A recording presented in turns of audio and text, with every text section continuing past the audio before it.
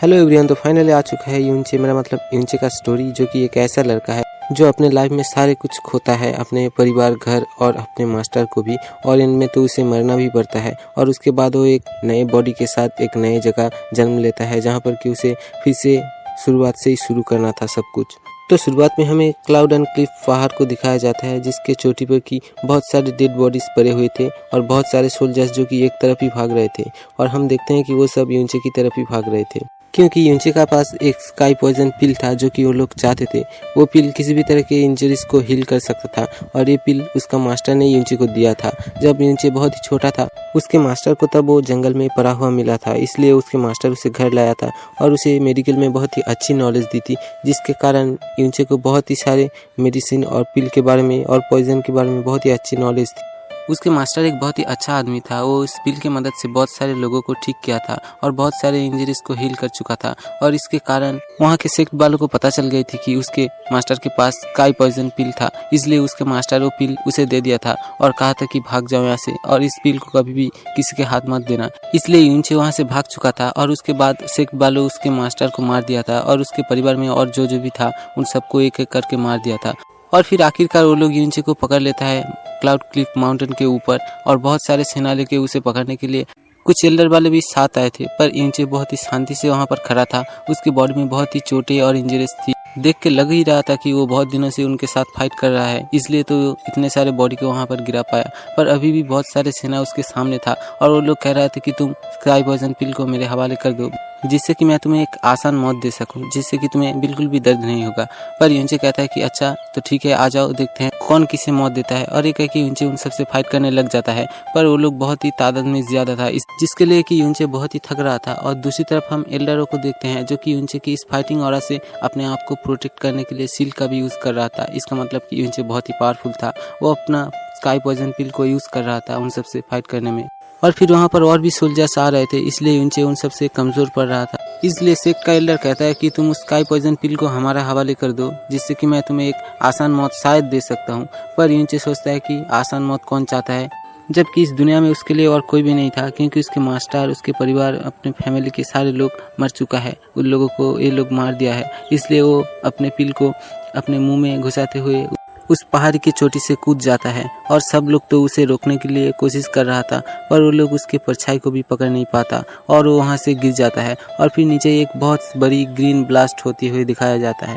और फिर अगले सीन में जब यूनचे का होश आता है तो वो देखता है कि उसके सामने एक लड़की उसकी तरफ ही देख रहा था। और यूनचे होश में आकर बहुत ही हैरान हो चुका था, क्योंकि उसके सामने वो लड़की थी, उसे वो पहचानती भी नहीं थी, और वो कहाँ पर थी इस बात की भी उसे कोई भी अंदाजा भी नहीं था। और वो आसपास देखता है कि उसके आसपास बहुत सी लाल रंग के कपड़े टंगा हुआ है, जैसे कि कोई शादी में होता है।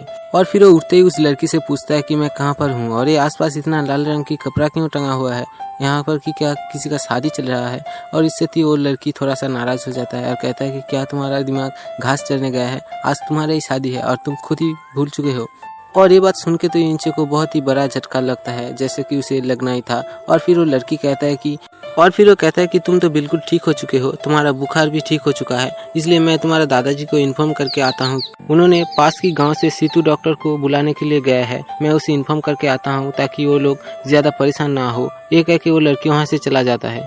और फिर उसके जाने के बाद यूनचे सोचता है मैं तो इतनी ऊंचाई से गिरा था, तो मेरा बचने का कोई चांस भी नहीं था, तो फिर मैं यहाँ पर कैसे बच गया। और तो और स्काई पॉइजन पिल भी मेरे पास नहीं है। और ये सोच के वो अपना पावर को एक्टिवेट करने की कोशिश करता है, पर तभी उसे पता चलता है कि उसकी तो मिस्टी गोइंग डाउन है, मतलब वो खराब है, इसलिए वो उसके पावर को यूज नहीं कर सकता था। और इसलिए उसे तो और भी गुस्सा आ रहा था। और फिर वो अचानक उस बॉडी को देखने लगता है, क्योंकि वो बॉडी उसकी नहीं थी। और फिर वो उस बॉडी का मेमोरी के अंदर चला जाता है, जहाँ पर जाते हुए उसे पता चलता है कि वो जियाओ फैमिली का एक लड़का जियाओचे के बॉडी के अंदर है, जो कि जियाओ फैमिली का 5th एल्डर का पोता है, और इसके पास तो अपनी मिस्टिक विंग्स भी नहीं है। और फिर ये बात तो उसे तब पता चली थी जब वो 7-8 सालों से सिर्फ बिगिनर फेस मिस्टिक लेवल की फर्स्ट लेवल को अचीव किया था और वो सेकंड लेवल पे जा भी नहीं पा रहा था। तब उसके दादाजी उसका बॉडी को चेकअप करती है, जिससे पता चलती है कि उसका मिस्टिक विंग डैमेज है, इसके कारण वो कल्टीवेशन नहीं कर सकता था और इसलिए वो फर्स्ट लेवल से सेकंड लेवल नहीं जा पा रहा था।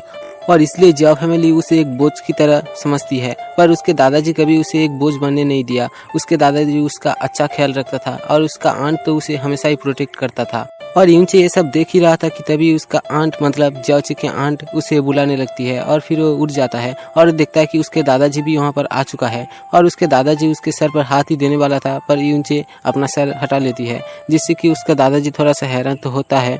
और फिर उसके दादाजी कहता है कि तुम तो बिल्कुल ठीक लग रहे हो। और फिर वो उसके आंट को डांटने लगती है और फिर वो कहता है कि तुम इसका ख्याल ठीक से नहीं रख रहे हो। कल रात तुमने इसको ऐसा क्या खिलाया जिससे कि इसका तबीयत इतना खराब हो चुका है। इससे तो उसका आंट थोड़ा सा डर रहा था, पर यूनचे उसे कहता है कि इसमें आंट का कोई गलती नहीं है, क्योंकि वो सूप ही खराब था, इसलिए मेरा तबीयत खराब हो चुका था।